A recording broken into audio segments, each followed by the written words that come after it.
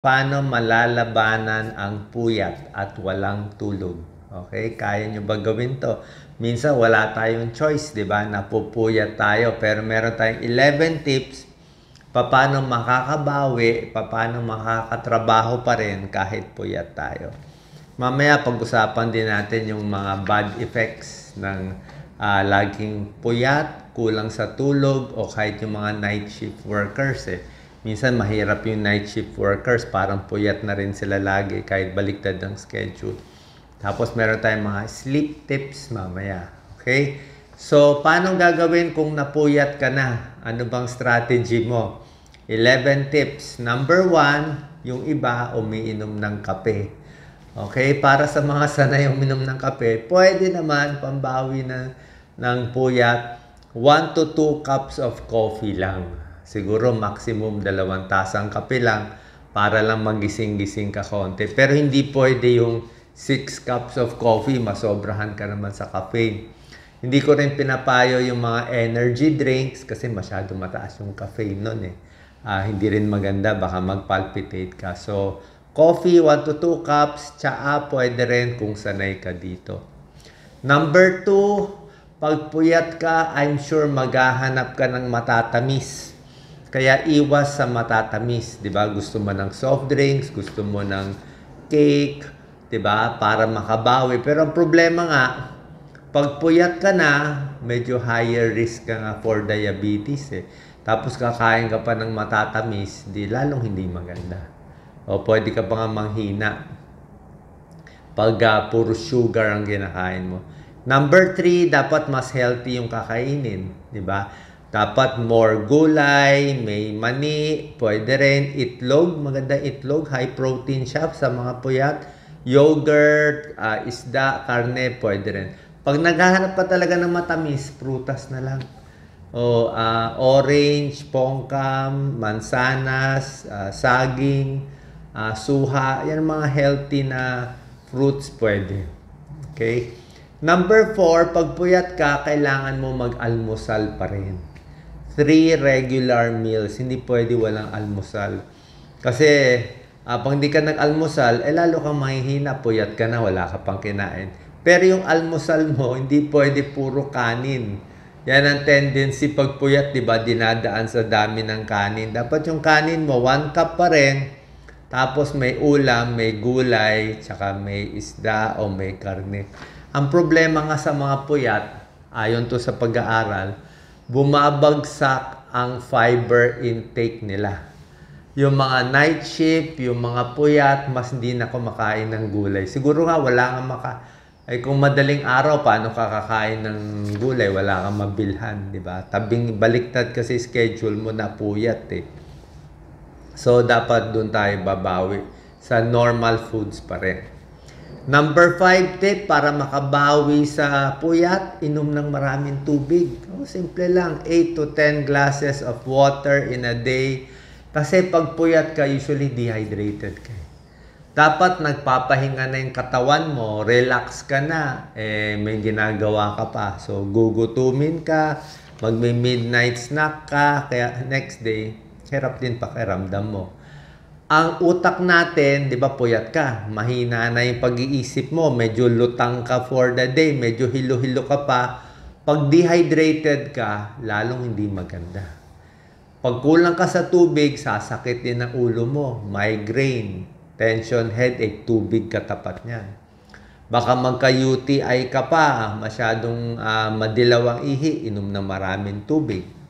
Pag puyat ka, baka magpulikat ka, magka-cramps ka, sasakit muscle mo. Ano panlaban sa pulikat? Tubig din. Tubig, saging, potassium. So, para hindi ka ma-dehydrate. Tsaka kung marami ka inumin na tubig, punta ka ng punta sa banyo, mapapalakad ka, magigising ka. Number 6, pag puyat, easy sa trabaho.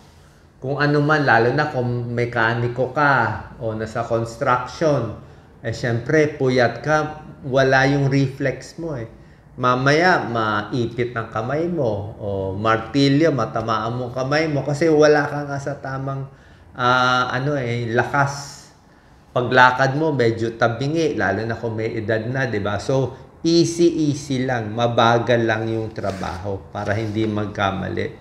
More break time, wag lang papahuli sa boss, so mas dahan-dahan lang. 'Di ba? Kasi puyat ka eh, mas hingal ka, mas nagpapalpitate ka, so yan.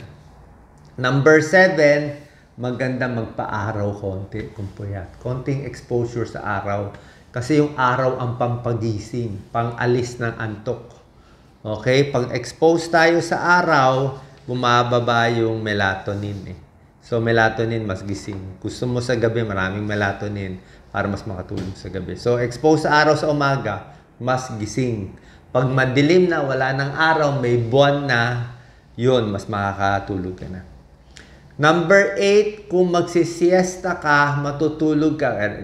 Kung may break kayo na 1 hour, di ba? Pwede ka matulog pero hanggang mga 20 minutes to 25 minutes lang ang siesta o nap. Bakit? Kasi pag sobra haba ang tulog mo sa tanghali, 1 oras, 2 oras, baka hindi ka rin makatulog sa gabi. Magugulo din yung schedule mo. Maganda yung bawi sa gabi. So pag siesta, mga 20 minutes lang para hindi sumakit ang ulo mo, makabalik ka sa trabaho. Number 9, kung puyat, huwag gagawa ng malaking desisyon. Tungkol sa pera, tungkol sa pamilya, wala mo ng big decision. Baka magkamali ka kasi wala ka nga sa tamang pag-iisip, puyat eh. Number 10, ingat sa pagdadrive. Pagmomotor, pagpuyat, kasi baka ma-aksidente ka. Very prone. Mataas yung risk of accidents. Maraming pag-aaral yan. Pag nabangga, nakatulog habang nagdadrive, nawala yung reflex, bakit? Puyat o lasing. Yun lang naman yun eh. So, no driving or ingat lang talaga sa driving. Number 11, tips para panlaban sa puyat, matutulog ka na sa gabi. Pero ganito ang tip natin. Kung ang normal tulog mo ay 7 hours sa gabi, mayroon 7 hours ang tulog mo, babawi ka ng puyat mo, napuyat ka 3 araw, di ba? Babawi ka, dapat dagdagan mo lang ng 1 to 2 hours. So kung 7 hours tulog mo, gawin mo na lang 8 or 9 hours of sleep. Hanggang dun lang. Huwag mo sobrahan ng 12 oras, 12 hours tulog. Pag sinobrahan mo kasi, sasakit din ang ulo mo. Magugulo din naman yung susunod na tulog mo. Sinobrahan mo ang tulog mo, next day, di ka naman makatulog, puyat ka na naman. So, konting bawi lang, 1 to 2 hours bawi lang, kaya na ng katawan yun. Slow bawi, yan ang tips natin.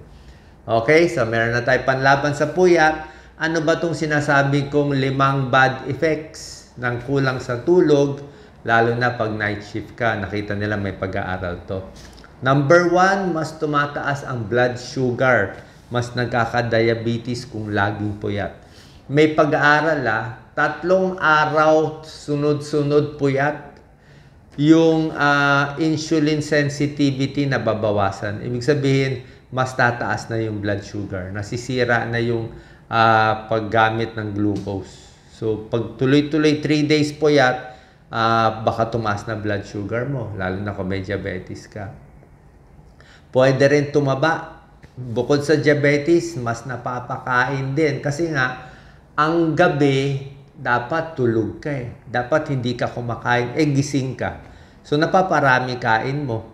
So, hindi rin maganda yung pag-digestion at metabolism sa gabi. Kasi dapat tulog ka na eh.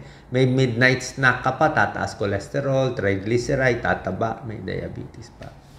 Number 2, mas high blood. High blood, palpitation, pagpuyat. Bakit? I-check nyo blood sugar nyo. Blood sugar tsaka blood pressure nyo. Sa umaga, mas mataas. Mas mataas ang blood pressure kung puyat. Kasi nga, siguro, hirap yung katawan eh. Tumataas kasi yung stress hormone natin. So, pag puyat, yung stress hormone, yung cortisol, tumataas. Kaya mataas ang blood sugar, mataas din ang blood pressure, nagpapalpitate.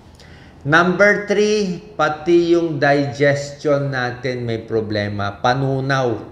Okay? Mas makulo ang tiyan, mas may heartburn, mas may ulcer, may irritable bowel syndrome, Mas mahangin, mas makulo. Kasi nga gabi, dapat relax ang tiyan. 'Di ba? Gising sa umaga, kakain ng 3 times a day, tapos sa gabi dapat tulog. Gising ka. Kaya pati tiyan mo makulo. Nagulo din yung schedule ng tiyan mo. Dapat kalmado na siya sa gabi, kumakain ka pa, gising ka pa. Number 4, tumataas ang risk ng sakit sa puso. May pag-aaral, nakita nila, pag puyat ang tao, tumataas yung homocysteine level. So, bilang cardiologist, linya ko po to, ang homocysteine, dito maganda, sign siya ng more inflammation sa katawan, more insulin resistance, more fats, taba, nababalot ang tiyan, ang puso, ang liver, nababalot ng taba. So, ayaw natin mataas ang homocysteine. Pag puyat, tumataas yan. So, pati puso, apektado.